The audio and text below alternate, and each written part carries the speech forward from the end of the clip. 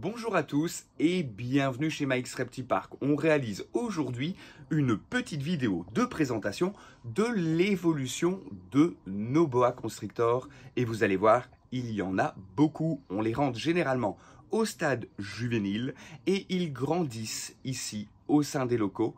Leur coloration évolue fortement et vous allez pouvoir en profiter tout de suite. On fait un petit tour ensemble.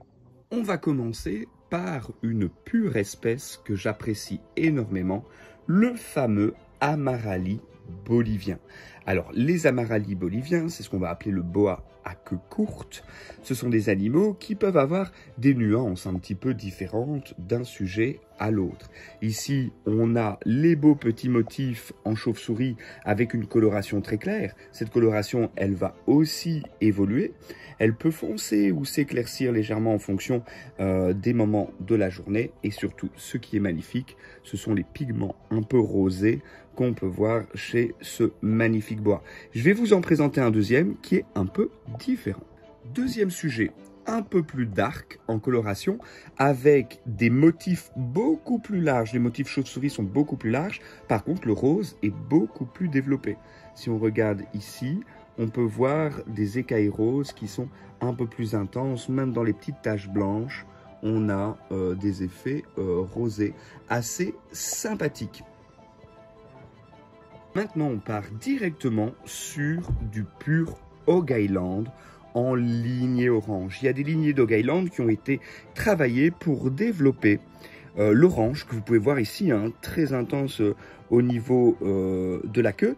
Alors, ce Hog Island, c'est un sujet que nous, on a aussi sélectionné par rapport à sa coloration claire, mais aussi justement à la proportion saumonée, la proportion de rose que vous pouvez voir au niveau des écailles sur les flancs, très développé.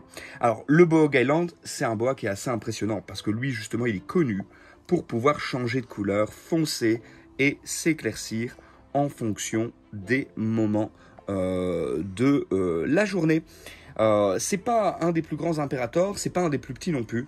On peut le qualifier un peu de sujet dans les tailles moyennes. Maintenant, le boa constrictor imperator Tarahumara. Une localité mexicaine de boa constrictor imperator. Et il nous reste une toute dernière petite femelle que vous pouvez visualiser ici. Alors, c'est un des plus petits boa constrictor imperator. C'est pas le plus petit. Le plus petit, on va vous le montrer juste après. Mais voilà, ça en fait un animal vraiment magnifique en termes de motifs et coloration. Surtout quand on n'a pas la possibilité d'avoir un grand terrarium immense pour pouvoir maintenir ses boas. C'est une espèce de rêve. Et maintenant, on est sur le boa constrictor imperator Kolkerke, le plus petit boa constrictor imperator existant. Regardez-moi comme sa tête est courte, elle est minuscule. C'est un signe qui nous permet de dire que ce boa sera très petit à l'âge adulte.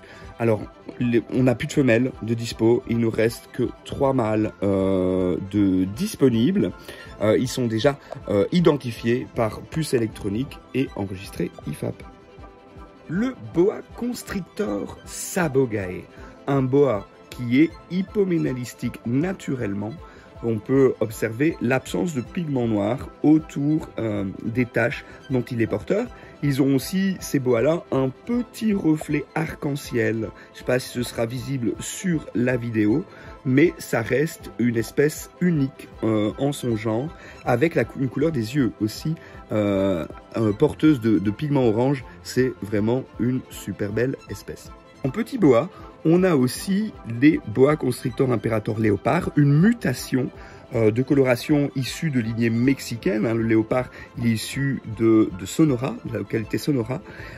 Ici, dans ce cas bien particulier, c'est du léopard anéritristique. Donc anérie, absence totale de pigmentation de couleur.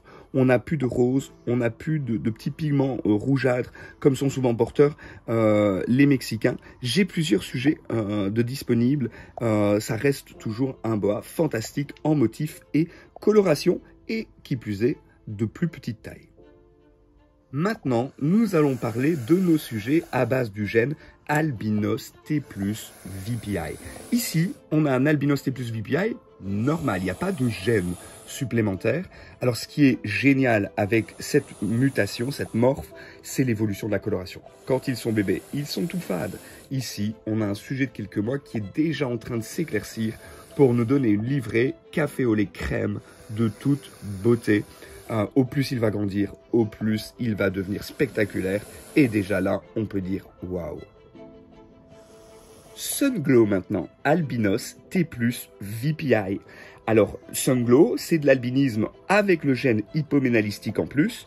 Ça duplique pas mal les couleurs. Ici, si on regarde sur les flancs, on a un développement de rose qui est assez intense.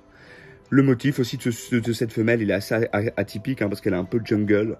Elle est vraiment splendide. C'est pour ça que je l'ai sélectionnée.